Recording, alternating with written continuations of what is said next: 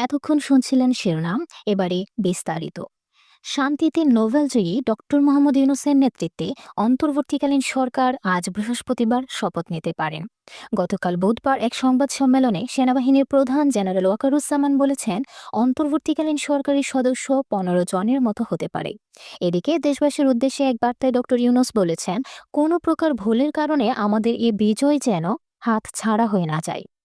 ছাত্র জনতার আন্দোলনের মুখে শেখ হাসিনা সরকারের পতনের পর ৩ দিন ধরে দেশে কার্যত কোনো সরকার নেই।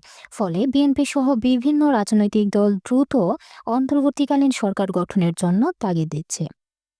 ডক্টর ইউনূস ফ্রান্সের রাজধানী প্যারিসে অবস্থান করছিলেন। সেখান থেকে তিনি গতকাল দেশের উদ্দেশ্যে রওনা দিয়েছেন বলে সরকারি একটি সূত্র জানিয়েছে।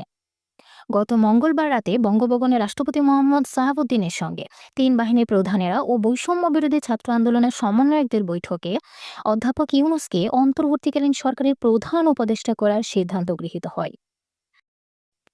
এবারে খেলার খবর।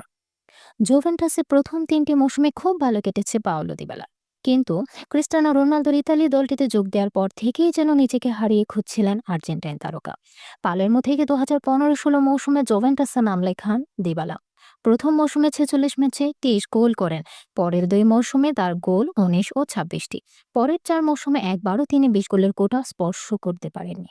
ছন্দহীন এই দিবালাকে এই মৌসুমে এএস রোমায় নিয়ে যান জোসে মরিনহো। প্রথম ৩ ম্যাচে কোনো গোল পাননি, পরের একটি গোলে সহায়তা ছিল তার।